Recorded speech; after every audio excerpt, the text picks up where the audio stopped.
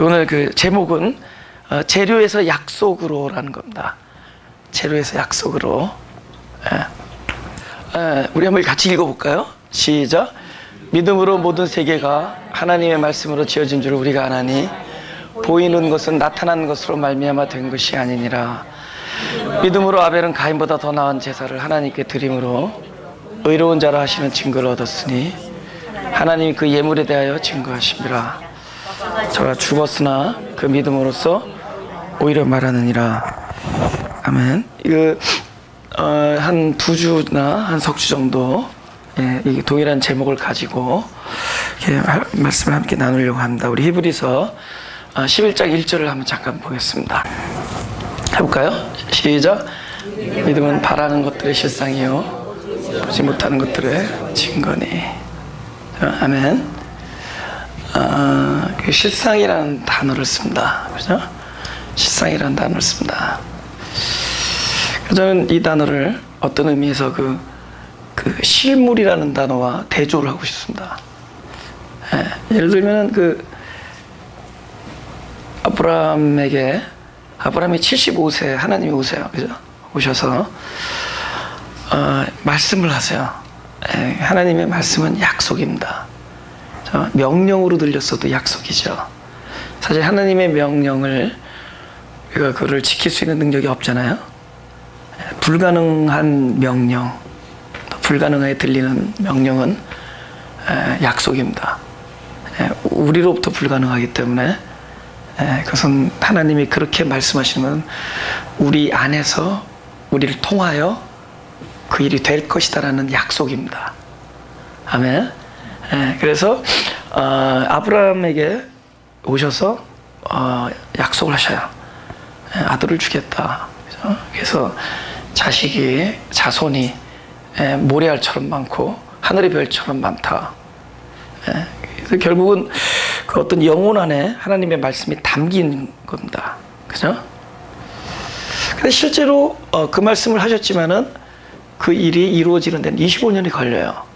나중에 그 약속이 눈앞에 이렇게 보여지고 손으로 만져질 수 있는 기간이 있습니다.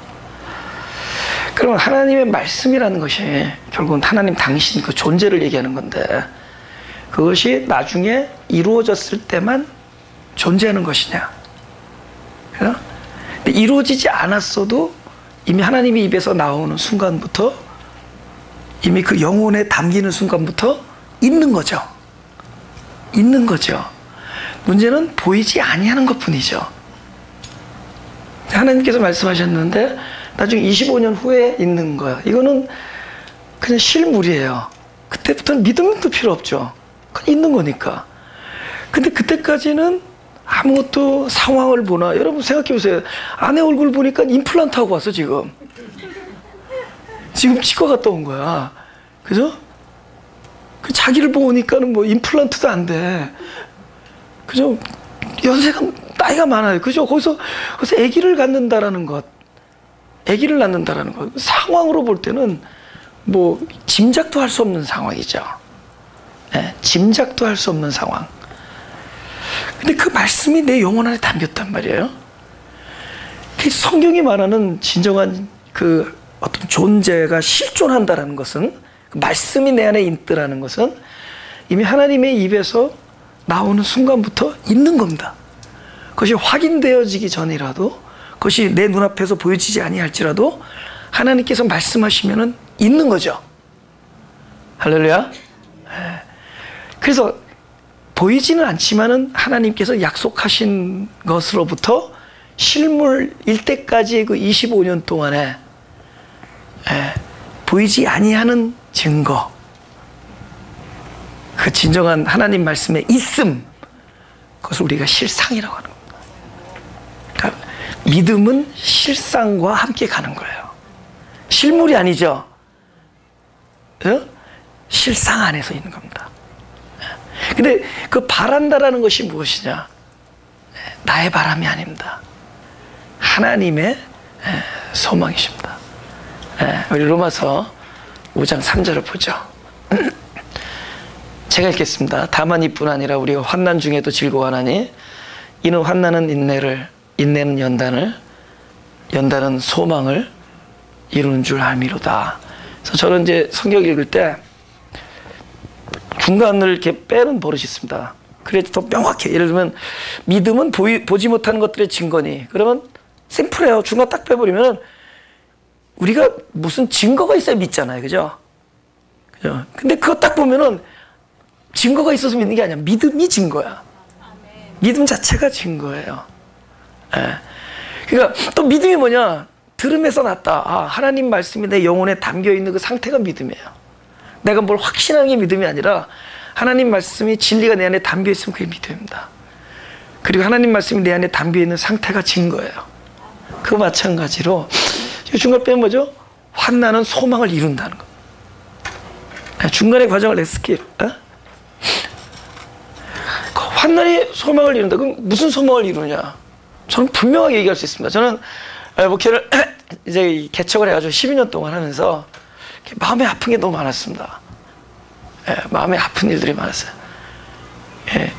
제가 이렇게 뭡니까? 이렇게 밝은 이미지, 그죠? 이렇게 명랑한 이미지를 가지고 있으니까 내가 고민 안 하고 사는 사람인 줄 알아봐요. 그죠? 근데 그렇지 않습니다.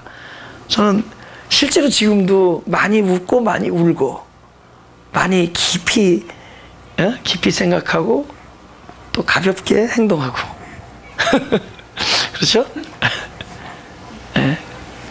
그죠? 심각한데 귀엽게 놀고 혼자 있을 때는 깊은 생각을 많이 한다. 전혀 염려 안 하게 생겼죠. 그죠? 저도 굉장히 그 미스터 염이랑 친합니다. 저도 굉장히 염려도 하고 그래요.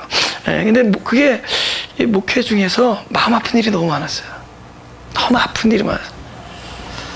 그죠? 그게 제가 30대 초반에 어떤 인생의 상황에서 겪었던 아픔보다 사실은 제가 40에 개척을 했는데 그 개척을 하고 나서 이렇게 마음으로 굉장히 어떤 쓰라림이 오고 막 이렇게 밤잠을 못 이루고 막 가슴이 저미고 막 그래요.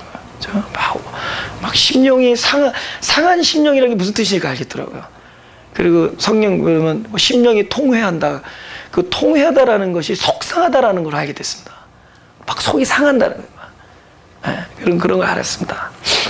아픔이 많았었는데, 근데 그 아픔을 통하여 많은 걸 겪었어요. 상처도 있고 후유증도 있고 그런데 그것에 결국 내가 남은 게 뭐냐? 밸런스가 뭐냐? 되게 좋은 게 있었습니다.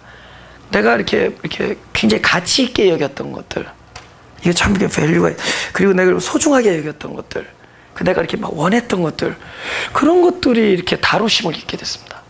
그러니까 그런 것들을 이게 부질없다. 이건 뭐 이렇게 별로 소중한 거 아니다. 별로 그렇게 대단한 가치가 아니다. 그리고 옛날에 뭐 그거 아니면 목을 메고 뭐 그거 아니면 죽을 것 같았는데 그거 아니고도 없이도 살 수 있는 그런 정도가 된 이런 상태. 그러니까 내가 그렇게 바라고 원했던 것들이 그냥 가볍게 비워줄 수 있게 해줬던 것들이 뭐냐? 고통이었던 거예요. 그 고통은 우리에게 뭐를 주느냐? 내가 소중하게 생각하는 것들을 이렇게 손을 놓게 만든다. 그러니까 여러분들도 막 어려운 일 있으면 그렇게 여러분이 막 뭡니까? 그걸 막 소중하게 여기는 것들이 그게 아무것도 아니다라는 것을 깨닫게 해준다. 경험하셨던 분들 아멘. 아니 고통만 경험하고 말고 다루심을 입은 경험까지 아멘. 고통은 경험하죠. 그 고통을 통해서 무엇이 해결되느냐? 자기의 소망 이런 게 별로 부질없다는 걸 알게 됩니다. 그 대단한 게 아니에요, 그죠? 그러니까 결국 사람들이란 게 자기가 붙들고 있는 소망 때문에 더 고통스러울 수도 있습니다. 근데 그 부분을 통해서 그런 게 다루심을 입으면은 뭐가 비슷해지냐면은 내가 원했던 것과 하나님이 원하는 것이 그동안에 불일치했는데 어느덧 이렇게 일치해질 때가 있습니다. 어느덧 하나님이 원하는 것만을 원하는 사람으로 변해가요. 근데 그것에 고통보다 좋은 약이 없습니다. 내가 하나님이라도 다시 그 약을 쓸 겁니다. 그보다 좋은 약이 없어요. 그리고 돈이 안 들어. 그쵸? 고통은 옆에서 가장 나를 사랑하는 사람이 쉽게 줄 수 있는 약이기 때문에 그냥 언제든지 쉽게 구입할 수 있는 약이기 때문에 돈이 들지도 않습니다. 근데 그 고통을 통해서 내가 바라는 것들이 많이 이렇게 다루심을 결국은 믿음은 무엇이냐? 일단은 실상이다. 일단 하나님의 입에서 나왔으니까 존재하는 것이다. 확인되기 전에. 또 하나는 나의 뜻이 아니라 하나님의 뜻이다. 할렐루야. 하나님의 뜻하신 것이 내 영혼 안에 존재하고 있을 때 그것이 참된 믿음의 본질입니다. 거기서 믿음은 출발되죠. 아멘. 예. 그런 겁니다.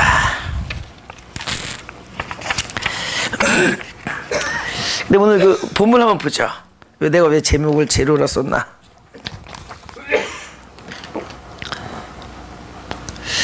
이게 좀 난해하게 번역을 했습니다. 믿음으로 모든 세계가 하나님의 말씀으로 지어진 줄을 우리가 아나니, 여기까지는 어렵지 않은데 요것에 대한 증명이 이거거든요. 그러니까 모든 이 결과들, 우리 많은 결과들이 있잖아요. 그것은 그 재료가, 예를 들어서 우리가 포도주가 있었다, 가나 혼인잔치에. 그것은 재료가 포도가 아니었다는 겁니다. 사실은 물도 아니었어요. 물론 물을 채우라고 했지만은 물로 채우라고 하시는 주님의 말씀이 재료입니다. 그래서 말씀으로 지어진다. 모든 세계가 하나님의 말씀으로 지어진다. 그러면서 뭘 설명하냐면은 보이는 것은 나타난 것으로 말미암아 된 것이잖아요. 사실은 이 번역을 여러분에게 쉽게 해주기 위해서 요걸 싹 바꾸면 돼요. 내가 볼 때 왜 이렇게 번역을 했는지 난 모르겠어, 솔직히. 그러니까 지금 나타나고 있는 것은 보이는 것으로 말미암아 된 것이 아니다. 그렇게 하면 이해하기가 쉽습니다. 사실은 그게 원어에 가까운 얘기예요. 무슨 얘기냐? 현재 뭐가 보이고 있다. 노트가 보이고 있다. 그죠?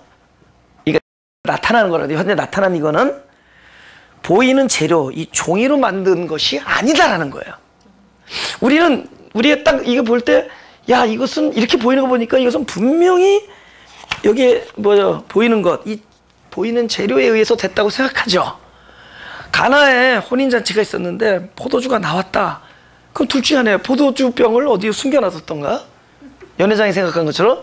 아니면은 빨리 어디 가서 가져다가 포도주를 빨리 만들었던가. 뭔가 있어야 될 거 아니에요.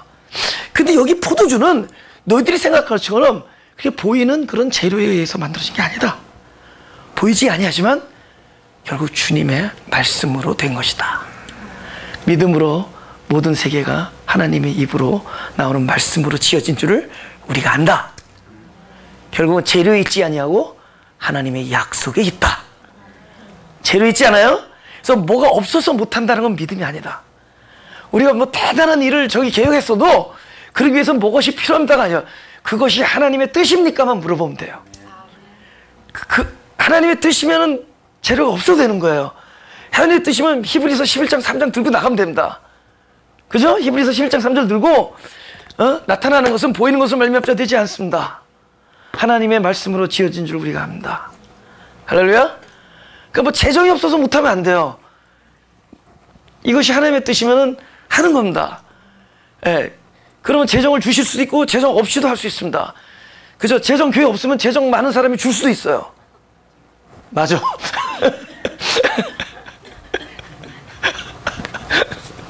우리 장모님이 오늘 방문하셨는데 장모님이 옛날에 너무 어려웠어요. 우리 자기는 막 이란에 억류되고 그랬었으면 옛날 호메이니 사건때 그래서 미국에서 너무 어려워가지고 기도를 하는데 하나님도 돈 없어 봐야 얼마나 힘든가. 그게 하나님 돈 없어 봐야 얼마나 힘든가.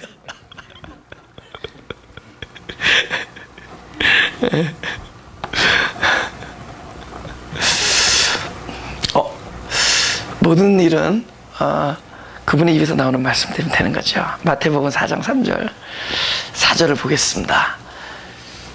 시험하는 자가 예수께 나가서 가로되 내가 만일 하나님의 아들이거든 명하여 이 돌들이 떡덩이가 되게 하라.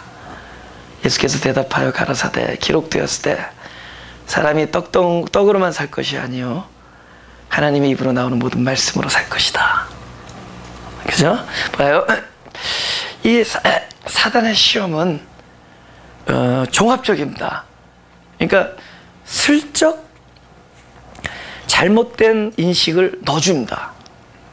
그러니까 벌써 돌로 떡이 되게 하라는 시험 자체가 표면적으로는 기적을 베풀라는 것으로도 표현할 수 있지만 사람들 마음에 뭐를 그냥 스킵하고 넘어가게, 뭐냐, 무엇을 만들려면 반드시 무엇이 있어야 된다라는 것을 기본적으로 전제하고 넘어갑니다. 그러나 하나님의 세계는 무엇을 만들기 위하여 그것을 만들기 위한 재료가 있어야 될 필요가 없습니다. 만약에 그러니까 사단이니까 저렇게 얘기했죠. 만약에 영적인 사단이 이상하지만 만약에 복음을 아는 사단이면 이렇게 말합니다. 네가 명하여 떡을 만들라, 뭐 이렇게 하면 되죠. 근데 이게 아주 사단적인 사단이기 때문에 얘기를 하는 겁니다. 그 말 안에 그게 끼는 거예요. 네가 돌로 떡을 되게 하라 하면서 뭐를 그냥 넘어가는 거죠. 당연히 떡을 만들기 위해서는 떡을 만들어야 될 무엇인가 있어야 된다는 거예요. 이것이 무서운 시험이에요. 이것이 무서운 미혹인 거예요. 야, 하나님이 그러는데 동산에 있는 나무의 열매는 먹지 말라더냐? 이 문제의 초점을 이 하나님이 말하는 이 계명의 초점을 뭘로 끌고 가느냐? 먹어야 되느냐, 먹어야 되지 않는다. 이건 먹으면 안 된다. 그러니까 오늘날 예수 믿는다는 사람의 삶이 무엇을 해야 되고 무엇을 하면 안 된다, 일로 말하는 것과 똑같은 얘기예요. 그러니까 마치 하나님을 어떤 일을 못하게 하는 하나님. 그러니까 하나님이 말씀하신 이것을 먹는 날에는 정령 죽으리라고 하는 말씀의 본질을 어떻게 살짝 왜곡시키느냐. 이것을 먹으면 안 된다, 먹지 말아야. 하나님은 마치 이것을 먹지 않으면 장땡인 것처럼 여는 거예요. 광땡. 먹지 않아야 된다라는 거, 그것이 목적인 줄 알아. 그럼 안 먹으면 되냐는 거예요. 안 먹으면 완전하냐는 거예요. 우리가 하나밖에 없는 계명 지키고 있으면 완전하냐는 거예요. 계명이 등장인 거죠. 우리의 완전하지 못함을 드러내기 위해서 있는 거예요. 우리를 완전케 할 수 있는 분은 오로지 그분 한 분밖에 없어요. 그리스도 옷을 입어야 된다는 걸 알려주기 위해서 모든 계명이 등장하는 겁니다. 근데 우리가 그걸 지키고 있으면은 안 입고도 부끄러워하지 않아. 벗었는데도 부끄러워하지 않아. 그러니까 살짝 하나님의 하나밖에 없는 계명을 금지하시는 하나님, 무엇을 하면 안 된다라고 말씀하는 하나님으로 왜곡시킵니다. 사단의 시험이 그런 거예요. 오늘날 우리가 예수 믿으면 이거 하면 안 돼, 저거 하면, 그러면 그 사람들 그거 안 하고 있으면 굉장히 거룩한 줄 알아요. 그건 사단의 시험에 넘어갑니다. 사도 바울이 하나님의 나라는 무엇을 먹는다든가 무엇을 마신다든가 또 무엇을 해야 된다든가 하지 말아야 된다든가 이런 종류가 아니다. 하나님의 나라라면은 무엇을 먹든지 마시든지 무엇을 하든지 안 하든지 네 마음 안에 있는 성령 안에 있는 의와 희락과 평강이 하나님의 나라다. 할렐루야? 이 얘기입니다. 무엇이 있어야 된다고 생각해요. 그러나 이것을 떡으로 만들 수 있는 분은 누구시죠? 그분의 말씀입니다. 그분이 뜻을 세우시면은 그분이 눈만 한번 깜짝거려도 만들어집니다. 그러나 그 떡보다는 말씀 떡이 우리에게 소중했기 때문에 이렇게 말씀하시는 거예요. 그 떡은 플로톤 예배 끝나면 항상 준비되어 있습니다. 말씀의 떡은 하나님께서 말씀하셔야 되는 거예요. 그렇죠? 바로 그 말씀합니다. 우리 히브리서 11장 20절을 보겠습니다.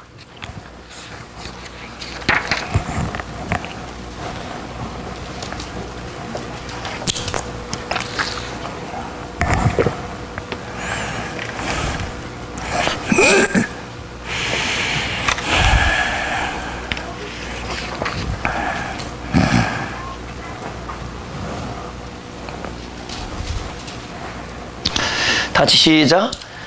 믿음으로 이삭은 장차 오는 일에 대하여 야곱과 이삭에게 축복하였으며. 예, 그러니까 믿음에 대한 얘기죠. 지금 이삭이 아들 둘 있죠. 하나는 야곱하고 하나 에서. 누가 형이에요? 에서죠. 에서를 좋아했죠. 그렇죠? 그래서 에서인 줄 알고 축복을 하죠. 야곱이 에서의 그 모양을 흉내내고 들어갑니다. 그죠? 그래서 뭐라 그러죠? 음성은 형 야곱의 것이다 그렇게 얘기하죠. 뭐는 뭔데? 털은 에서의 팔은 에서의 건데 자, 음성은 동생이다. 하여튼 어떻게 했는지 이 사람이 결국 사기를 당한다. 그죠? 근데 이 사람이 결국 아들한테 속아서 큰아들인 줄 알고 축복을 했어요. 잘못 축복했는데 히브리서 기자는 뭐라 그러냐? 믿음으로 축복했다고. 여러분 사기당한 건데, 그죠? 에서의 잔꾀에 넘어간 건데 그게 무슨 믿음이냐? 그죠? 그게 믿음이냐라는 거죠. 잘못 알고 한 건데. 예. 결국은 이 축복이 누구에게 넘어가죠? 야곱에게 넘어간다. 그럼 내가 에서에게 줬어도, 내가 에서인 줄 알고 줬어도, 그렇죠? 그런 마음속에 야곱은 재수없다 그랬어도, 또 야곱에게 뭐라 그랬죠? 야, 나가 되져라 그랬어도 아버지의 말이 중요한 게 아니라 야곱에게 하나님께서 장제 축복을 주시겠다는 뜻을 세우셨으면 그 중간에 누가 무슨 일을 하였어도 그 일은 하나님이 뜻하신 대로 결과가 주어집니다. 우리는 그 결과를 은혜로 얻은 사람들이죠. 우리 축복이 뭐죠? 우리의 무슨 아버지의 사랑을 특별히 받았다던가 그 축복을 받을 만한 자격이 있어서 된 것이 아니라 하나님께서 그냥 뜻을 세우신 거죠. 그들의 열심으로도 아니고 그래 다른 박질도 아니고 그냥 우리를 불쌍히 여기시는 하나님의 선택으로 되어진 거죠. 그 은혜를 입으신 분은 아멘. 입었다고 여기고 싶으신 분은 아멘. 여러분 우리 그 받은 거죠. 그 누가 축복을 안 하고 저주를 한다고 할지라도 하나님께서 그 뜻을 세우시면은 그렇게 되어지죠. 그래서 믿음은 뭐죠? 믿음은 뭐죠? 잘 알고 있던 잘 모르고 있던 하나님이 뜻을 세우신 것이 믿음입니다. 할렐루야. 내가 잘 아느냐 모르느냐가 중요한 게 아니에요. 혼동하고 있어도 돼요. 내가 이걸 야곱인 줄 모르고 에서인 줄 알고 축복을 했어도 그 축복은 야곱에게 들어간다. 하나님의 뜻이 야곱에게 주시라고 마음 먹으셨기 때문이에요. 우리는 누구 입장에서 성경에 있죠? 내가 야곱이다라는 입장에서 있는 겁니다. 뭐 하나님 뭐 이렇게 그런 방식을 취하십니까? 그러지 말고 우리는 바로 그 야곱이기 때문에 그 축복을 입고 있는 겁니다. 할렐루야. 여러분 하나님이 우리에게 주신 약속의 말씀이 우리가 그걸 다 알고 있다고 생각하지 마세요. 우리가 다 알지 못하죠. 그렇죠? 내가 알고 있는 것보다 하나님이 우리에게 주신 하나님의 뜻이 엄청나죠. 그것을 다 알고 우리가 실행할 수 없죠. 우리는 모르는 중에도 우리는 믿음의 일을 하고 있는 겁니다. 하나님이 뜻을 세우셨기 때문에. 아멘. 또 하나님이 우리에게 말씀하신 것을 다 알고 있지 아니하죠. 그죠? 근데 문제는 알고 있는 것 중에서도 90%는 또 잘못 알고 있죠. 잘못 알고 있을 거 아니에요. 우리가 잘못 알던, 제대로 알던, 심지어 모르던 하나님께서 이미 뜻을 세우시고 우리 영혼에 그 말씀을 해주셨다면은 내 인식이 영혼이 그것을 못 알아차리고 있어도 하나님께서 내가 잠든 사이에 집어넣으셨어도 그래서 내 안에 그 약속이 기억되지 아니하고 인식되지 아니하고 설령 잘못 알고 있다 할지라도 하나님께서 그 약속을 집어넣어 주시면은 그 일은 성취되죠. 그게 믿음입니다. 그래서 이삭이 잘못 축복했는데도 하나님은 믿음으로 축복했다고 얘기하는 거예요. 하는 믿음이 있는다. 그러니까 결국 믿음은 누구에 있느냐? 이 일을 잘 알고 준행하는 우리에게 있지 아니하고 그 일을 떳떳하게 능력 있고 확신을 가지고 하는 것에 있지 아니하고 그 믿음은 그 말씀을 주신 하나님의 의지에 관계된 겁니다. 우리가 있는 게 아니라 하나님의 거란 말이에요. 할렐루야? 예. 그 믿음. 그래 모든 세계가 우리에게 일어나는 모든 결과가 결국은 나에게 있지 아니하고 하나님의 뜻대로 되어지는 겁니다. 그렇기 때문에 우리가 안심할 수 있고 그것 때문에 우리가 안식할 수 있고 자유할 수 있는 겁니다. 여러분들이 잘못 알고 잘못 전달했어 할지라도 하나님은 실패하지 않아요. 나는 실패했는데 하나님은 실패하지 않습니다. 그래서 설령 내가 고의로 뒤집어 놨다 하더라도 하나님은 당신이 마음먹은 대로 일이 결과가 되게 돼 있습니다.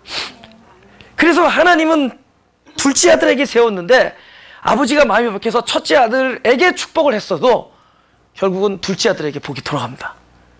할렐루야? 그렇기 때문에 야곱이 구태여 형을 속이고 아버지를 속이고 장자의 축복을 받아낼 필요가 없었죠. 하나님이 말씀하시면. 그렇죠? 하나님이 말씀하셨으니까. 그러니까 우리는 신앙의 포커스가 어디 있어야 되느냐? 내가 스쳐 지나가고 내가 여태까지 듣지 못했던 무한히 들려주시던 하나님이 나에 대해서 약속해 주시는 그 세밀한 음성을 듣는 데 주력할 때 우리는 훨씬 더 축복된 삶을 누릴 수가 있습니다. 다 못 들어도 누리는 판에 그걸 우리가 듣는다면 이럴 거예요. 우리가 전에 이만큼 주님의 세밀한 음성을 들었는데 지금 이만큼 듣죠. 그럼 주님이 이럴 거예요. 야, 네가 다 들었다. 그러지 않을 겁니다. 아직 더 많다. 훨씬 더 누리죠. 내가 잘못 손을 얹었어도 하나님은 당신이 주시고자 하는 그 방향대로 그 말씀은 결과가 이루어지게 되어 있다. 그렇죠? 할렐루야. 예. 우리 사무엘상 17장 32절 33절.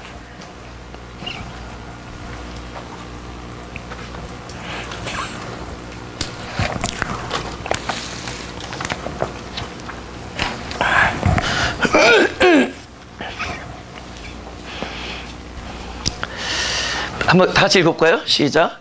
다윗이 사울에게 고하되 그를 인하여 사람이 낙담하지 말 것이라. 주의 종이 가서 저 블레셋 사람과 싸우리다.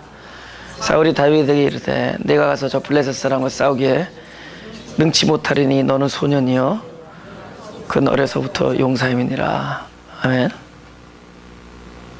그래서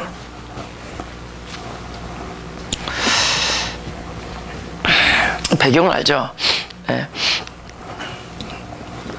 내가 요새는 이렇게 자연에 대한 그런 거에 관심이 많다 보니까 진짜 전혀 보지 않던 거를 보게 된 게 그 중에 하나가 정글의 법칙이라는 게 있습니다. 그분이 뭐 히말라야 어쩌고저쩌고 나는 이게 산에 관심이 있으니까 뭐 히말라야 뭐 이렇게 해서 했더니 그분이 뭐 이렇게 사람들하고 가다가 뭐 이렇게 동물 부딪히는 얘기를 해요. 동물이 딱 부딪히면 예를 들면 코끼리하고 코뿔소하고 호랑이를 만났을 때 피하는 법을 알려주더라고요. 예. 혹시 또 알고 계시면 이제 저한테 나중에 고맙다고 말씀해 주시기 바랍니다. 그래서 일단 호랑이를 만나면은 뒤로 해서 도망가지 말라는 거예요. 호랑이는 모든 상대방의 뒤를 공격하는 버릇이 있어서 그러니까 뒤를 보이지 말고 정면으로 뒷발꿈치라는 거예요. 눈을 띄지 말고 정면으로 이렇게 뒷발. 그래도 공격하면 할 수 없는 거고.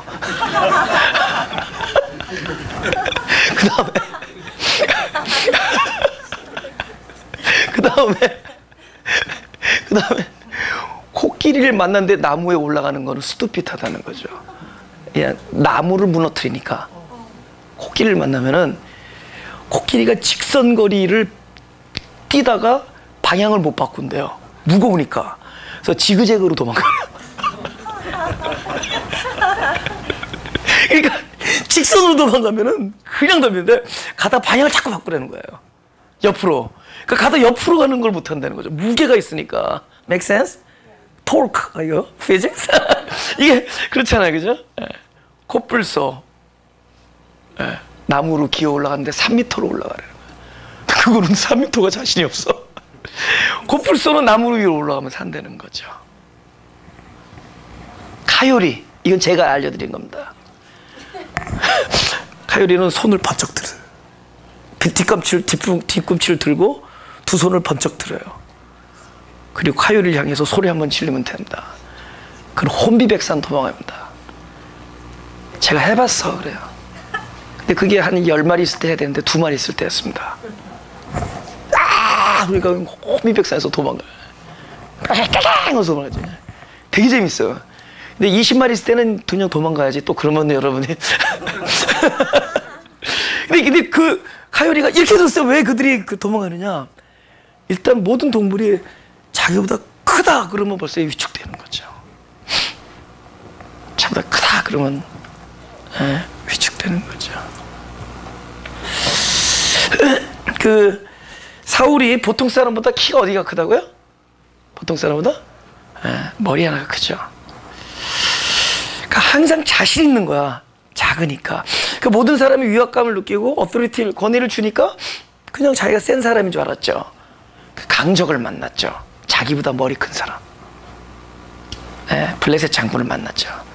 지금 용사들을 데리고 왕이 직접 진군해서 딱 진을 치고 있는데 그 골짜기 하나를 사이에 두고 저쪽에서 진을 친단 말이야. 블레셋군.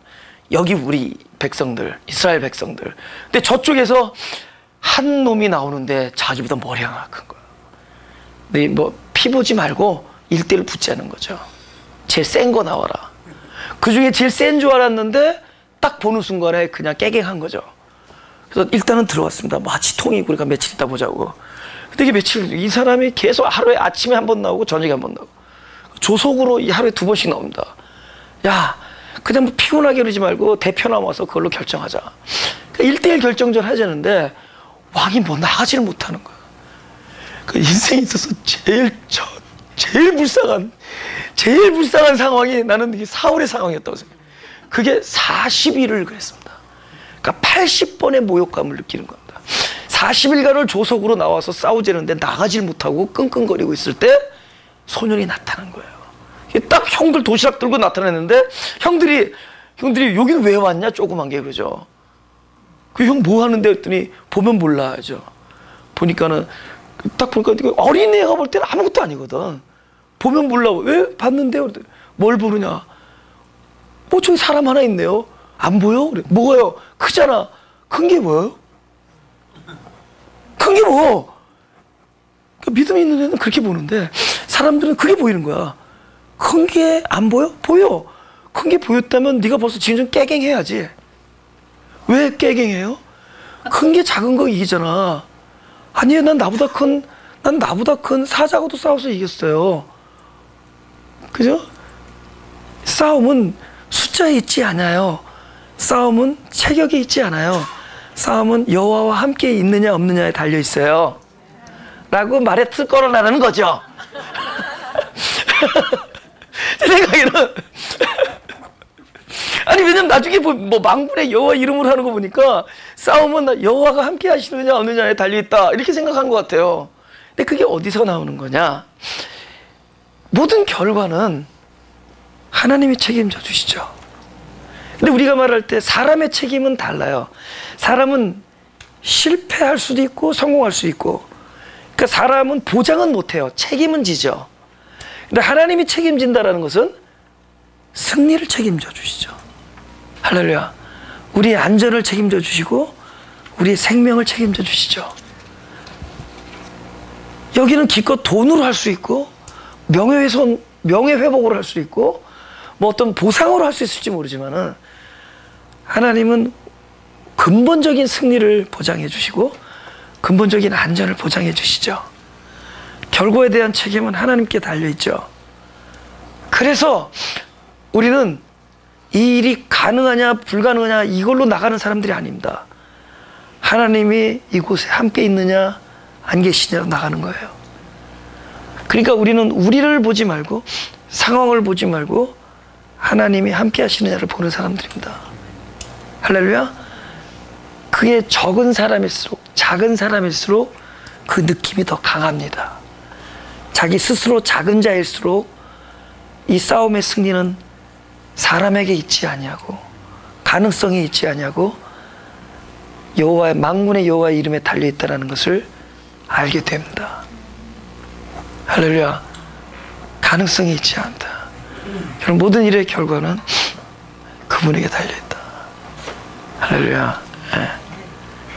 엘라골짜기라는 데가 뭐냐, 바로 나의 힘으로는 도저히 대적할 수 없는 적과 맞닥뜨린 곳이 엘라골짜기입니다. 내 힘으로는, 내 능력으로는 승리할 수 없는 적과 부딪힌 곳이 그 골짜기입니다. 우리는 인생에서 나 스스로의 능력으로는 도저히 이길 수 없는 상대를 만나는 장소를 경험하곤 합니다. 우리는 그런 엘라 골짜기에 놓여져 있는 자신을 발견할 때가 있습니다. 바로 이곳이 이스라엘 백성이 블레셋 장군을 만난 곳이고 다윗이 바로 골리앗과 대치된 곳입니다. 근데 이곳에서는 이 싸움의 가능성을 두고 전진하는 것이 아니라 하나님이 이곳에 함께 계시느냐만 보면은 승리합니다. 할렐루야.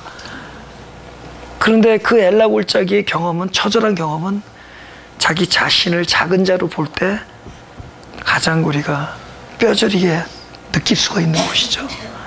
그래서 기독교는 작은 자가 승리하는 겁니다. 무엇을 가져서 되는 게 아니에요. 여러분들이 일꾼이 있어서 이 일이 이루어지는 것이 아닙니다.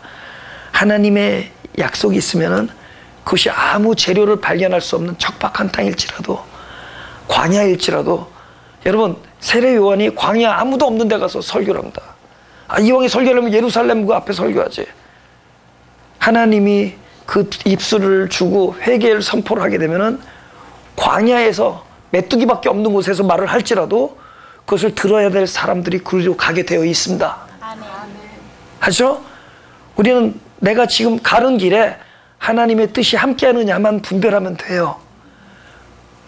내가 이렇게 가는 길에 바로 이것이 있어야 되고, 내가 가는 길에 이러한 사람을 만나야 되고, 이것은 우리들의 계산입니다. 오히려 가는 곳이 광야고 척박한 땅이고, 오히려 대적을 만나는 곳이고, 내 힘으로 당해낼 수 없는 상황들을 오히려 만날 거예요. 오히려 주님께서 택한 사람일수록 오히려 가는 곳마다 엘라 골짜기라고 써있는 간판을 보게 될 겁니다. 이것도 엘라 골짜기, 저것도 엘라 골짜기. 내 힘으로 할 수가 없어요. 내 힘과 능력으로 할 수 없는 그런 상황들을 직면하게 될 겁니다. 그때 우리에게 필요한 것은, 이거 일이 나에게 가능하냐, 일이 도대체 타당하느냐, 그것을 보기 전에, 그것을 볼 필요도 없습니다. 이것은 하나님의 뜻과 그분의 이름이 있다면은 다윗이 블레셋 장군을 이긴 것처럼 우리도 그냥 우연히 던진 게 여기에 꽂힙니다. 이거 던질 때요, 내가 맞추려고 던지면 안 맞아요. 탁 놓으면 돼요. 내가 맞추려고 하는 내가 뭘 해보려고 했는 힘을 탁 놓을 때, 그럼 누가 맞추는 거예요? 모든 세계를 지으신 그분이 맞춰주시는 겁니다. 물맷돌의 원리 아시죠? 원심력 이용하는 거잖아요? 원심력 이용할 때 내가 이걸 맞추겠다고 하면은 헛질합니다. 이것을 어느 순간에 내 손에서 딱 내 손을 놓는 순간에 내가 어떤 타겟을 가지고 어떤 일을 이루겠다라는 그런 것들을 내가 여태까지 꿈꿔오고 내가 지속해 오다가 어느 순간에 내 마음을 탁 비우고 그것을 내 손으로부터 놓고 하나님께 전적으로 이 모든 이 방향은 앞으로 이 세기와 방향 모든 것은 하나님께 달려 있습니다. 그분을 의존하고 탁 놓는 순간에 이마에 꽂혀. 여러분, 여기 투구나 여기 꽂혔으면 어떡할 뻔했어. 툭툭 털어버리고 와서 목을 베죠. 그 이마에 꽂히는 거야. 그것은 내가 놓았기 때문에. 가능성이 아닙니다. 나 같으면은요, 돌을 한 200개 들고 왔을 겁니다. 계속 던졌을 거예요. 이 원래 공기 했었나 봐. 5개 공기. 딱 5년 해가지고 딱 물맷돌 5대 들고 나와요. 막대기 하나 들고 여호와의 이름으로 나가죠. 결과를 책임져 주신 하나님이 있기 때문에 가능성이 있지 아니하고 하나님의 말씀이 있다. 모든 세계가 나타나는 것으로 말미암지 않는다. 이 재료들로 맘지 않고 모든 세계가 하나님의 말씀으로 말미암는다. 우리는 그 말씀과 약속을 받은 사람들이에요. 우리는 앞으로 살아가면서 하나님 이 일이 이루어지는 데 있어서 무엇이 필요합니다가 아니라 하나님 이 일이 이루어지는 것이 하나님 아버지의 뜻이었으면 좋겠습니다.